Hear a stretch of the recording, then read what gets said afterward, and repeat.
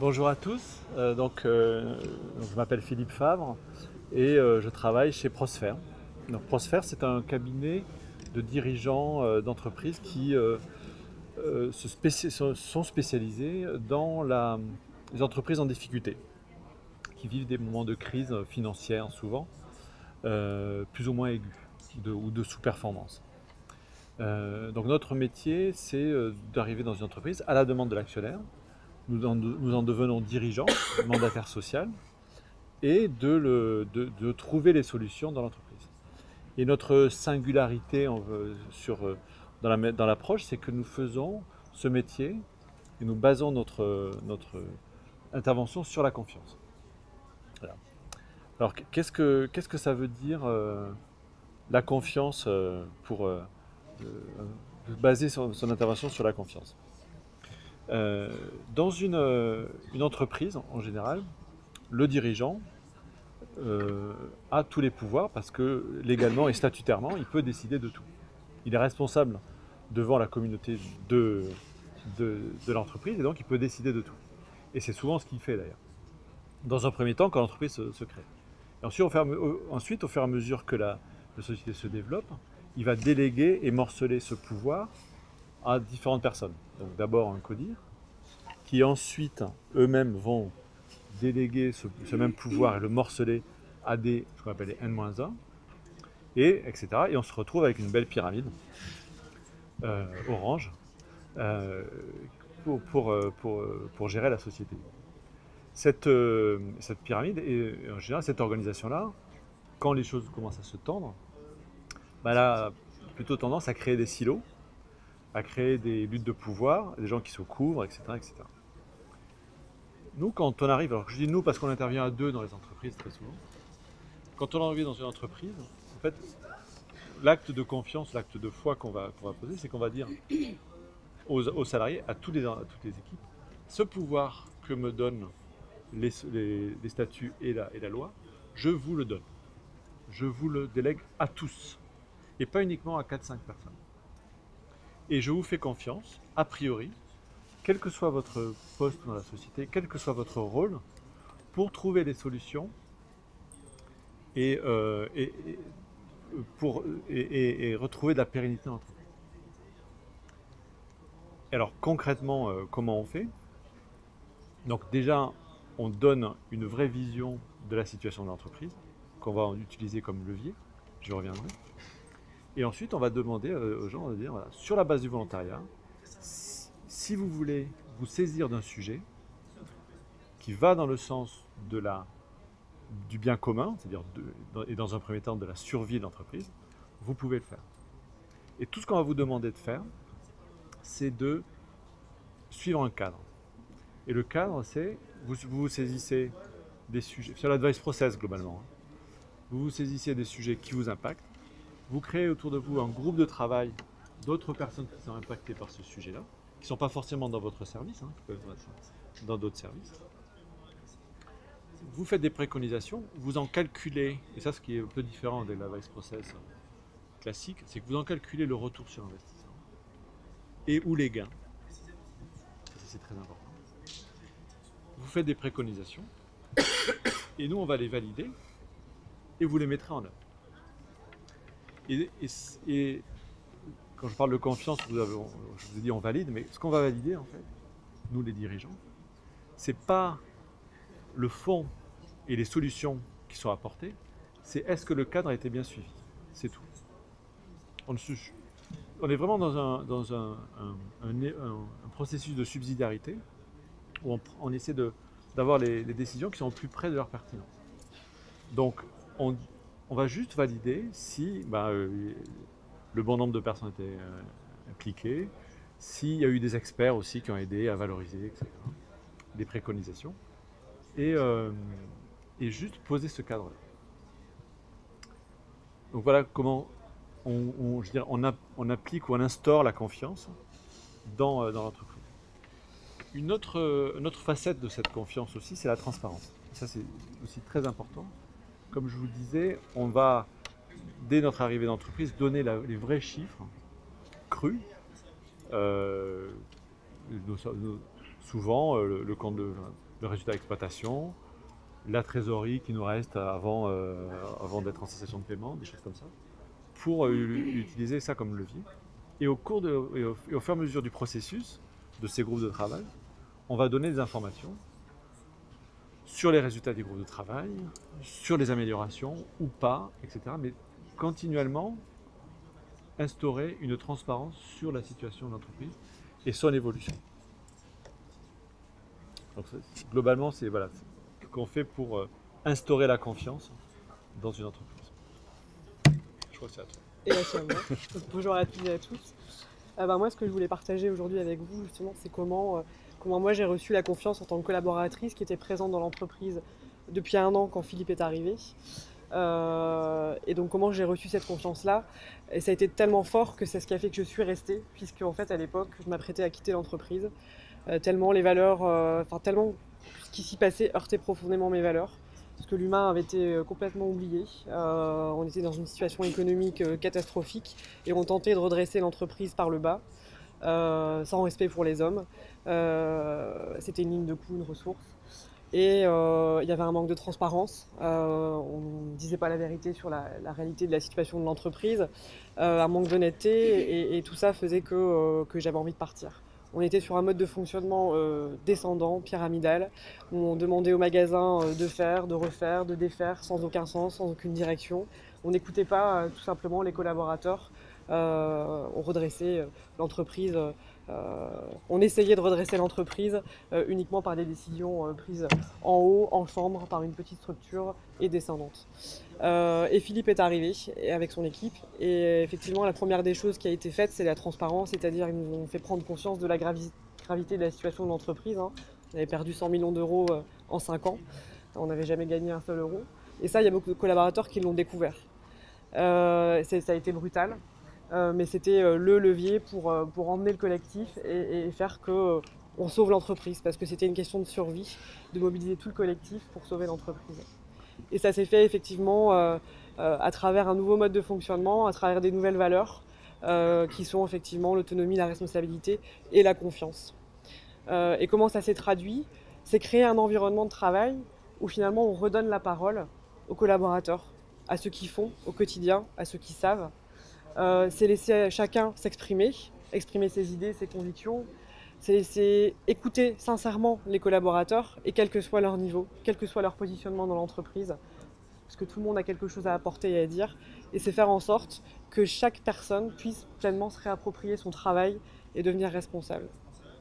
Et concrètement, comment ça s'est traduit? Il y a des actes qui ont été posés très vite, parfois simplement symboliques, mais qui marquent et qui ancrent cette confiance. C'est dire au magasin, plutôt que de devoir demander des autorisations, des validations pour commander une ramette de papier ou une cartouche d'encre, c'est de leur dire on vous fait confiance, on vous donne un budget et on sait que vous allez le gérer correctement et que vous allez prendre les bonnes décisions dans l'intérêt de votre magasin.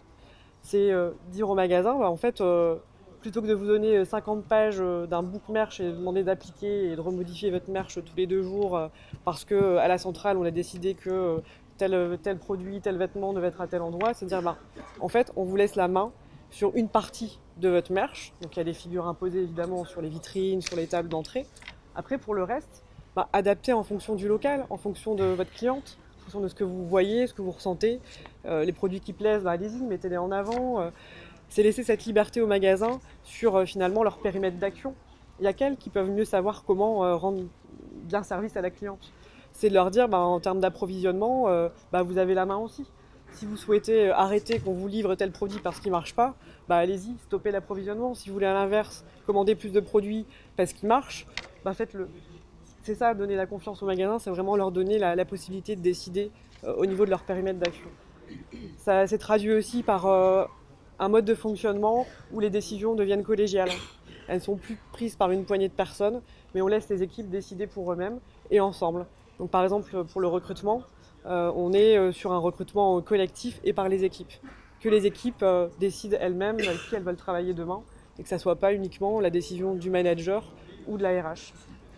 Les objectifs de rémunération variable sont collectifs également. C'est-à-dire qu'on n'est plus sur des rémunérations variables individuelles et les objectifs décidés par le manager. C'est tout le service qui décide lui-même de ses objectifs et tout le monde a les mêmes objectifs, et c'est collectif, et c'est validé par un comité de rémunération. Donc ça, c'est des exemples concrets de comment la confiance a été mise en place. Mais il y a aussi deux autres choses qui sont vraiment très importantes. C'est la transparence, Philippe l'a dit. C'est rendre l'information accessible à tous. L'un des premiers actes qui a été posé quand Philippe est arrivé, c'est de mettre en place un réseau social pour pouvoir rendre accessible à tous l'information sur ce qui se passe dans l'entreprise et en particulier sur les résultats économiques, puisque c'était auparavant d'une grande opacité. Et là, tous les mois, les chiffres sont publiés vraiment dans le détail, avec les explications, avec ce qui se passe, pour permettre à chacun d'avoir l'information et de pouvoir bien faire son travail avec cette information. Donc la transparence est super important. Et la sécurité. C'est que les collaborateurs ressentent vraiment, et je l'ai vraiment ressenti, qu'on ne va pas nous blâmer à la première erreur. Parce que là, on demande finalement à chacun de se rendre responsable et donc d'oser, d'agir. Les collaborateurs n'essayent pas si derrière il y a la crainte du retour, la crainte d'être sanctionné s'il y a un droit à l'erreur. Et donc ça a été de poser tout de suite, de dire si vous respectez le cadre, l'advice process, je consulte les personnes impactées, je consulte les experts au besoin. Si le process est respecté, j'ai le droit de me tromper. Et la dernière chose qui est importante aussi et que moi j'ai vraiment ressenti, c'est la posture du dirigeant qui doit vraiment incarner sincèrement ces valeurs de confiance. Cette confiance qui est donnée a priori, elle doit être réelle et sincère, et ça a été le cas chez Grain de Malice. Et c'est comme ça qu'elle a pu s'ancrer. Ça touche vraiment aux valeurs du dirigeant qui doit croire vraiment en l'homme, que l'homme est bon, que l'homme a le potentiel, et que si à un moment donné les hommes ne donnent pas le meilleur d'eux-mêmes, c'est simplement que l'environnement dans lequel on les fait évoluer ne leur permet pas de le faire. C'est aussi pour le dirigeant d'être dans l'accessibilité et dans l'écoute. La porte du bureau de Philippe était toujours ouverte et tout le monde savait qu'à tout moment on pouvait aller le voir. Encore une fois, quel que soit le métier, le positionnement dans l'entreprise, cette accessibilité, ce lien direct avec le dirigeant, il est vraiment essentiel pour créer la confiance. Et ça a permis chez Grain de Malice, il y a beaucoup de personnes qui se sont vraiment révélées, qui ont été beaucoup plus créatives, qui ont osé, l'environnement qui a été créé leur a permis évidemment de se développer, de donner beaucoup plus, de donner le meilleur d'eux-mêmes. Et il y a vraiment eu un élan collectif fort qui s'est créé, tous les collaborateurs sont mobilisés pour sauver l'entreprise. Il y a une euphorie qui s'est mise en place, qui était juste extraordinaire, qui a mobilisé tout le monde autour de ce but commun. Et jusqu'à ce qu'ait arrivé le PSE, puisqu'on a eu un PSE dans l'entreprise. Et là, le climat a changé. Et à travers ça, ce que je veux partager avec vous, c'est que dans ces moments de transformation, il y a des phases intenses de joie où tout le collectif est soudé, uni, mobilisé. Et nécessairement, à un moment donné, c'est inéluctable, il y a des phases de fatigue, épuisement, découragement. On alterne les énergies positives, les énergies pessimistes. Et c'est cette alternance d'énergie, ça fait partie du processus. Et c'est naturel et inéluctable. Et moi, comment j'ai vécu ça, j'ai réussi à comprendre que finalement, le fait d'accepter ces phases, de se dire que c'est naturel, ça va arriver, de prendre du recul et juste de les accueillir pour ce qu'elles sont, permettent de les traverser. Et on trouve toujours de l'énergie quelque part dans l'entreprise. On s'appuie toujours à un moment donné sur une poignée de personnes on a appelé les first followers hier, ou les transformers. Il y a toujours cette énergie-là qu'on peut aller puiser, et le collectif est toujours plus fort. Alors, ce sur quoi on voulait partager ensemble, c'est la différence qu'il y a entre la confiance et donner la confiance dans une entreprise en difficulté par rapport à une entreprise qui va bien et qui a des résultats positifs, on va dire. La première différence, c'est clairement le levier. Dans une entreprise qui va bien, quand on engage un processus de transformation, le levier, le pourquoi on fait ça, pourquoi on a besoin de se transformer, n'est pas si évident à trouver en fait. Ça peut être juste la volonté du dirigeant, mais il faut qu'il rame pour l'imposer. Dans une entreprise en difficulté, là, en revanche, c'est beaucoup plus facile. Le fait d'être transparent sur les chiffres, de dire ben voilà, on a perdu X millions sur les dernières années, il nous reste dans certaines entreprises dans lesquelles je suis intervenu, il restait 3 semaines de trésorerie avant la cessation de paiement. Donc ça, on partage, on dit voilà, mais il nous reste 3 semaines maintenant, qu'est-ce qu'on fait? Donc ce levier, il est facile à actionner et il met en mouvement. Mais le problème, c'est que d'un côté, il met en mouvement une bonne partie d'entreprise, on va dire un tiers hein, en général, de l'entreprise qui vont se mettre dans les groupes de travail, qui vont trouver de l'énergie dans ce challenge. Et en revanche, il y a une autre partie d'entreprise qui va être complètement abattue et qu'il va falloir essayer de ramener dans une énergie positive. Et ça, c'est le contre, l'effet plutôt le revers de la médaille du levier qui est facile à trouver. On trouve des gens qui sont abattus, on va jamais y arriver, et c'est impossible, vaut mieux fermer tout de suite. La deuxième différence avec une entreprise qui va bien, c'est l'urgence. On a dans ces entreprises-là qui sont en difficulté une échéance qui arrive, soit une cessation de paiement, soit une échéance bancaire, soit un actionnaire qui arrête de vouloir financer. Et donc on est obligé d'avoir dans la transformation des résultats très rapides. Et ça c'est une vraie différence dans la transformation. Donc ça veut dire que le processus va être beaucoup plus timé. Donc on va mettre l'entreprise sous tension, une tension positive, pas être sur le dos des gens, mais en disant voilà, il faut délivrer. Et on va dire, on va se donner des échéances toutes les 6 semaines, toutes les 5 semaines, pour avoir des résultats, pour revenir sur les fameuses préconisations des groupes de travail, etc. L'urgence, c'est aussi quoi déjà? J'ai oublié. Un petit trou là. C'est l'exigence. On doit être beaucoup plus exigeant. Comme je vous disais, nous, dans l'advice process, ce qui est très important, c'est d'introduire ce que va rapporter la décision, la préconisation du groupe de travail de la personne. On n'a pas le temps d'attendre, hein, on n'a pas le temps d'avoir des sujets qui sont certainement très importants, mais qui sont pas terre à terre. Donc on va prioriser ces sujets-là aussi. Et même si les autres seront traités, mais seront peut-être traités dans un deuxième temps. Et aussi l'exigence dans le processus. Notre rôle de dirigeant, que je vous disais, c'est de s'assurer que le processus est suivi. Et on ne peut pas se permettre d'avoir un groupe de travail ou une action qui est menée, ou dont le ROI est mal calculé, ou dont où toutes les personnes ne sont pas impliquées, etc. Donc on s'assure de ça et on a une forte exigence là-dessus. Un troisième élément de l'urgence, c'est qu'il reste des décisions qui restent à prendre par le dirigeant, qui peuvent être difficiles et que le dirigeant doit prendre seul en toute responsabilité. Séverine a parlé de PSE, on a fait un PSE chez Granmalis malheureusement, mais c'est une décision que dans un cas d'urgence, on doit prendre nous en tant que dirigeant en toute responsabilité. Donc voilà, malheureusement, on est obligé de passer par cette phase-là, de réduction de personnel au siège, de fermeture de magasins, etc. Et le dernier élément de l'urgence, c'est le fait d'aller plus loin, ou plus vite en tout cas, dans certaines prises de décision que peut-être le corpus, l'organisation aurait prise plus tard. Et il y en a il y en a deux, à mon avis, il y en a une en tout cas qui est très forte, c'est la suppression du CODIR. Quand on arrive dans une société, on supprime le CODIR. Ça ne veut pas dire qu'on supprime les gens qui sont dans le CODIR, mais on supprime l'instance CODIR. Pourquoi?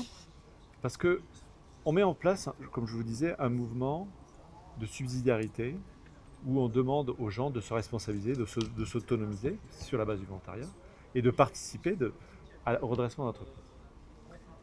En toute logique, en lançant ce mouvement, on ne peut pas avoir en plus une instance décisionnaire dans l'entreprise qui va se réunir tous les mois entre quatre murs.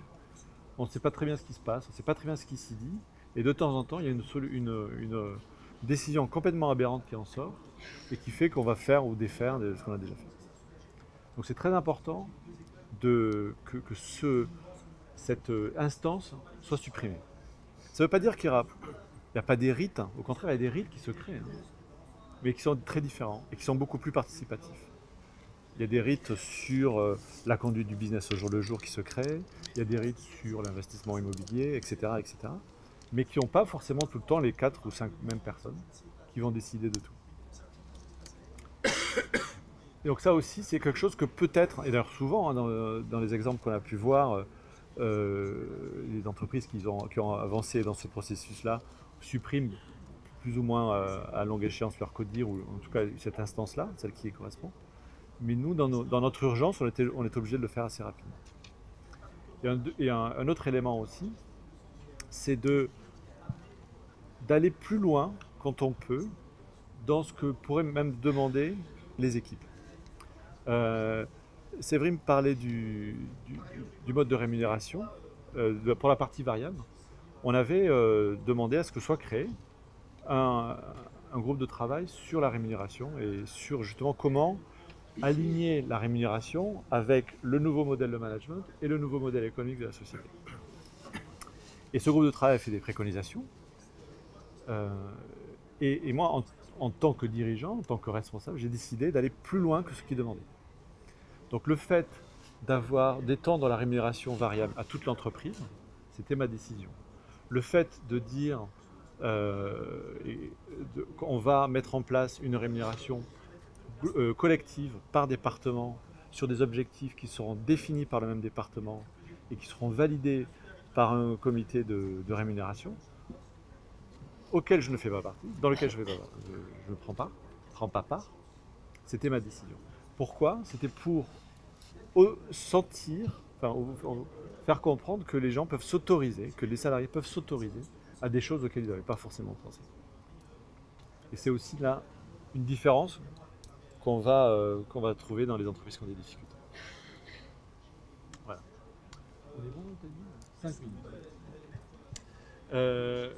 Comme disait Thomas, c'est vrai que pour moi, l'expérience Grain de Maïs, et j'en ai vu pas mal, malheureusement, c'était vraiment une expérience très enrichissante, très transformante. Il y a une vraie relation qui s'est créée avec les équipes et qui vient, je pense, d'un cercle vertueux de la confiance. Plus je donnais de confiance, en tout cas plus je donnais de marques de confiance, plus ça prenait en fait. Et plus il y avait de retours positifs et d'actions positives qui étaient créées. Et il y avait une espèce d'euphorie et je sentais que c'était maintenant, ok, tu nous as dit de faire ça ou tu nous as engagés sur ce chemin, on l'a fait, maintenant qu'est-ce qu'on fait? Alors moi, ça m'a poussé dans mes retranchements, ça m'a aidé à aller chercher plus loin des choses en moi dans ce que je voulais faire. Alors, ça a pas été, pour moi aussi, ça n'a pas été facile. Hein. Il y a eu des moments un peu difficiles, des moments très forts d'euphorie, mais des moments qui sont plus difficiles, notamment au moment et ça m'arrive assez souvent, au moment du PSE, où moi j'ai envie que ça bouge, j'ai envie que ça... Et il y a cette phase de décompression qui est lourde pour les équipes, hein, et c'est tout à fait compréhensible. Et pour moi aussi, c'est un peu difficile de les attendre, de les accompagner. Je le fais évidemment, mais c'est des moments qui sont en général un peu difficiles, parce que j'ai envie que ça bouge. Et puis il y a aussi eu des départs de gens qui étaient très impliqués dans la transformation, qui pour des raisons personnelles ont quitté la société. Et ça m'a affecté, parce que voilà, je sentais qu'il y avait une vraie, chez ces personnes-là, une vraie envie, une vraie adhésion à ce qu'on était en train de mettre en place. Et ça, ils ont quitté la société. Donc ça a été des moments qui ont été un peu plus difficiles. Mais je suis clairement, grâce à cette expérience-là, un autre manager, et je pense que ça m'a vraiment conforté dans cette foi dans l'homme, dans sa capacité à aller chercher chez lui, si on lui donne respect, bienveillance, confiance, les solutions pour être juste heureux et bien performer. Et une dernière chose que je vais vous dire, une petite anecdote, parce que ça, je vous dis un peu les ressentis. ah, quand on a recruté notre successeur, quand on savait qu'il allait arriver, lors d'un séminaire, on a demandé aux équipes d'écrire un message à, à la personne qui allait nous remplacer, de leur dire voilà, qu'est-ce que vous voulez dire à notre successeur. Et donc c'était sur, vous savez, c'était sur téléphone et il y avait tous les verbatim se mettaient sur les murs. Il y a un verbatim qui m'a énormément touché et je garde très fort en moi encore. C'était donc, bienvenue, préparez-vous à vivre une expérience humaine extraordinaire. Et c'était vraiment ça. On avait vécu ensemble, et ce qui nous a rapprochés d'ailleurs, une expérience humaine extraordinaire. Et j'ai découvert 3-4 semaines après que c'était Séverine qui l'avait écrit. Et comme ça, tu me fais ma transition. Voilà. Puisque ce que je voulais vraiment partager avec vous, il me reste combien là 2 minutes 3-4 minutes. C'est vraiment l'expérience, enfin, quelque chose de plus personnel. Ce genre de transformation change les personnes. C'est quelque chose qu'on vit en collectif, mais qu'on vit seul aussi. Parce que c'est une vraie transformation intérieure, c'est un vrai chemin qu'on doit faire nous-mêmes. Et moi, c'est ce qui s'est passé. Je suis passée par tous les cycles. Voilà, la courbe de deuil, j'ai dû la faire 2-3 fois. En fait, il y a vraiment eu au départ de l'enthousiasme, de l'envie d'y aller, parce que curieuse de nature, donc super, je vais aller expérimenter, explorer encore une nouvelle façon de faire. Et puis des questionnements, des doutes, des craintes, parce qu'il y a une vraie perte de repères. À un moment donné, c'est accepter de changer de rôle, accepter d'avoir peut-être plusieurs rôles, sortir d'une fiche de poste, sortir d'un précaré, changer son raisonnement, changer sa façon d'appréhender les choses. Il faut déconditionner des réflexes bien ancrés, parce qu'on a tous été éduqués, on demande les autorisations, on attend qu'on nous dise ce qu'on doit faire, etc. Et là, c'est un bouleversement, c'est très bousculant. Donc je me suis posé beaucoup de questions.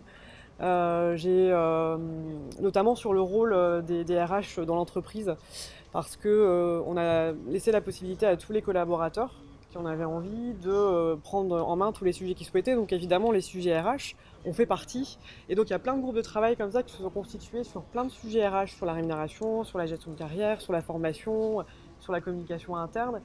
Et à un moment donné, les équipes RH se sont senties dépossédées de leur sujet et ne trouvaient plus leur place. Et moi aussi, en me disant, du coup, à quoi servent les RH de l'entreprise, puisque finalement, tout le monde est concerné. Sauf qu'en réalité, c'est pas les sujets des RH. Les RH n'ont pas le monopole du bien-être des collaborateurs. C'est les sujets des collaborateurs. Et donc, en réalité, c'est une vraie opportunité de pouvoir s'appuyer sur le collectif. Et plutôt que de perdre du temps à essayer de convaincre les personnes d'adhérer au projet RH qu'on a décidé en vase clos, on les construit avec eux. Et donc le temps, on le consacre plutôt à la construction en collectif et beaucoup moins à essayer de faire adhérer les gens derrière. Et ça, c'est exponentiel et c'est génial. C'est s'appuyer sur les idées des collaborateurs, c'est coller au terrain, à la réalité et répondre vraiment aux besoins.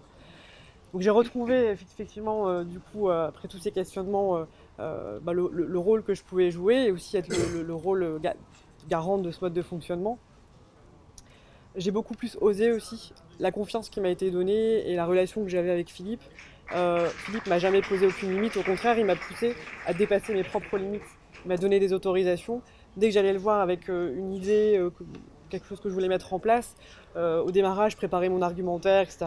Il me disait, mais en fait, vas-y quoi. Enfin, j'ai pas besoin que tu m'expliques si tu penses que c'est une bonne chose pour l'intérêt de la boîte et si tu respectes le cadre, vas-y. Et ça, c'est génial. C'est-à-dire qu'à un moment donné, ça m'a poussée à être beaucoup plus créative, beaucoup plus audacieuse et aussi à être beaucoup plus moi-même finalement, à révéler vraiment qui j'étais, à montrer toutes les facettes de ma personnalité, à sortir d'un rôle que l'entreprise parfois nous oblige à porter ou un masque. Et ça m'a vraiment changé en tant que personne. Ça a changé aussi ma vision sur le monde. Ça va au-delà du monde de l'entreprise, quoi, finalement. Donc c'est pour ça que c'est une expérience humaine extraordinaire. Pourquoi je ne suis pas resté? Parce que mon métier, c'est redresser les entreprises. Et j'en aime les moments intenses, j'en aime la diversité, j'en aime les rencontres. Et je pense qu'au bout d'un moment, même si ça a été vraiment très fort, hein, on l'a partagé, je me serais flétri. Donc mon métier, il est ailleurs. Ensuite, la transparence dans le PSE. Là, on est très contraint dans un PSE par la loi et par les consultations qu'on doit faire auprès des IRP. Donc là, c'est assez difficile d'être transparent parce qu'on légalement, on peut pas. En face, on a des gens qui défendent leurs droits, hein, mais qui sont prêts à sauter sur n'importe quelle erreur des dirigeants, donc on fait très attention et c'est assez difficile. Moi, ce que j'avais dit, après, à un certain moment, au moment où on avait construit le BP, j'avais dit aux personnes, aux salariés, excusez-moi d'entrée, mais pendant 8 semaines, je ne vais pas pouvoir communiquer. Parce qu'on va faire le BP, on va décider de certaines choses. Et donc, je ne vais pas pouvoir communiquer parce que j'ai une obligation légale d'en informer d'abord les IRP. Donc là, mais j'avais prévenu avant. Qu'est-ce qu'on fait des gens qui sont nuisibles? Il faut prendre des décisions, il faut les sortir. Ou ils se sortent par eux-mêmes, il faut les sortir. Mais en tout cas, dans une entreprise en difficulté qui n'a pas le temps, s'il y a des gens qui bloquent le processus sciemment, encore plus si c'est sciemment, hein, il faut prendre des décisions. On ne peut pas se permettre d'avoir des cailloux, des gens qui sont nuisibles au processus, quoi. Et là aussi, ça fait partie des décisions du dirigeant.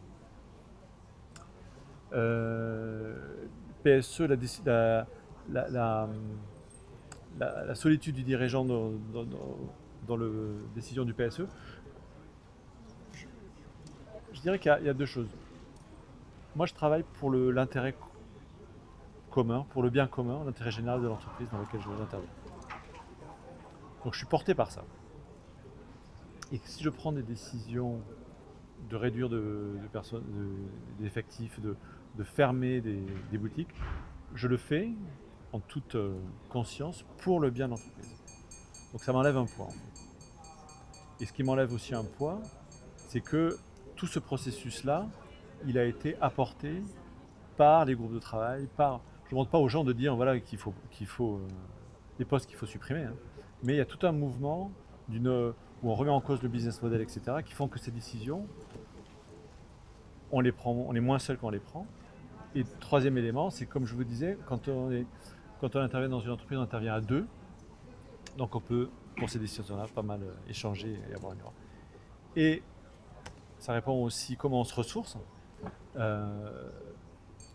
On intervient à deux, donc on a déjà des échanges. On essaie de ne pas avoir et travailler en toute transparence avec notre binôme. Chez Prosphère aussi, on se regroupe, on fait des séminaires, comme à peu près, des séminaires de vérité, tous les 3 mois, 4 par an. On se retrouve, toute l'équipe Prosphère, où on partage, et pas tellement sur les missions en elles-mêmes, mais sur ce qu'on vit. Un peu comme des soignants en fait, qui ont besoin de lâcher la vapeur de temps en temps. Ben là, on dit ce qu'on vit, ce sur quoi on a des difficultés, ce pourquoi on a, les joies qu'on partage, etc. Et ça permet d'évacuer. C'était quoi ta question? J'ai oublié. C'était comment Séverine? Ça c'est Séverine. Est-ce qu'il y a des questions auxquelles je n'ai pas répondu? Merci. Oui, alors, il faut aller vite. Le comité, donc, moi ce que j'avais dit dans la détermination des objectifs, c'était le bien commun, des objectifs uniquement quantitatifs, et puis suffisamment ambitieux et réaliste. Suffisamment ambitieux et réaliste. Et le comité de rémunération, il s'est fait sur la base du volontariat. Et ce que j'avais demandé au comité de rémunération, c'est qu'il y ait une personne de chaque département et qui, lui, justement, vérifie l'ambition, le fait que ce soit réaliste, le fait que ce soit dans le cadre du bien commun de l'entreprise et que tous les objectifs soient cohérents. Qu'il n'y ait pas un objectif d'un département qui aille à l'encontre d'un objectif d'un département. Et ça, c'est le job. Et ensuite, vérifier en fin d'année que les objectifs sont atteints. sur la responsabilité, là c'est un vrai sujet. Par exemple, et là on l'a pas terminé, mais dans les actes forts d'autonomie, et qu'on avait écrit dans le PSE, c'est qu'on avait changé complètement le rôle des directeurs régionaux et on avait supprimé le rôle hiérarchique des directeurs régionaux des magasins. Et donc tous les magasins, 180, reportaient directement à la direction générale. Pour justement créer cette liberté, cette autonomie, cette autorisation. Et là, on était en train de travailler sur une délégation de pouvoir de la direction générale au magasin, ce qui est tout à fait faisable. Mais Orange, voilà, ça prend faut le vendre, c'est pas évident. Mais c'est faisable. Je crois que j'ai répondu à tout, non? Pour mon temps. Il reste vraiment 2 minutes, 2 minutes. D'accord. Je voulais juste compléter, effectivement, ça fait partie, comme ça, un processus d'apprentissage permanent. Effectivement, il y a aussi des sujets qu'on n'a pas encore réglés. Le sujet de la délégation de pouvoir, c'est une vraie question, parce qu'à partir du moment où on remet une délégation, on remet du pouvoir hiérarchique et ça va à l'encontre du mode de fonctionnement. Donc voilà, ça fait partie des sujets où on doit trouver des solutions. La question de comment j'ai vécu c'était la confiance, sachant que je savais que Philippe allait partir. Je vivais pas avec cette échéance-là en tête. Quand j'ai vécu les événements, je vivais le moment présent et voilà, je savais qu'il y avait une fin, mais voilà, j'y pensais pas. Par contre, quand ça arrivait, ça a été difficile. Il y a eu pour moi un vrai deuil à faire parce que Philippe c'était celui qui me guidait, celui qui me donnait la bonne direction, parce que on est sur de la matière humaine, on est sur c'est pas écrit dans un livre, quoi. Donc c'est en vivant le processus qu'on adapte, qu'on travaille, etc. Et avec Philippe, j'avais cette sécurité de me dire, voilà, si à un moment donné je suis en questionnement, je sais que je vais avoir une réponse ou en tout cas une orientation qui va m'aider. Donc processus de deuil qui était collectif d'ailleurs, parce que beaucoup de personnes vivaient la même chose. Et ce qui s'est passé, c'est qu'on s'est tout simplement appuyé sur le collectif, on allait chercher les ressources et les énergies chez les uns et chez les autres, tout simplement. Et en fait, ce serait antinomique de dire on a besoin toujours d'avoir notre dirigeant pour nous guider, parce que ce que nous a enseigné Philippe, justement, c'est soyez autonome et voilà, il nous a appris à pêcher, il nous a pas donné le poisson. Et donc, du coup, c'est de se dire ça y est, on va se jeter dans le bain une deuxième fois et on va y arriver parce que on a des ancrages forts.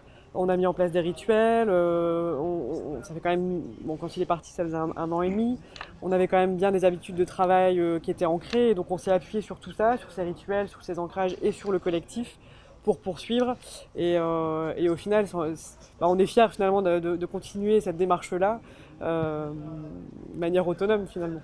Et je sais que si j'ai besoin de l'appeler à un moment donné, il est là de toute façon. Donc... Comment ? Ne serait-ce qu'aujourd'hui. Ne serait-ce qu'aujourd'hui, voilà.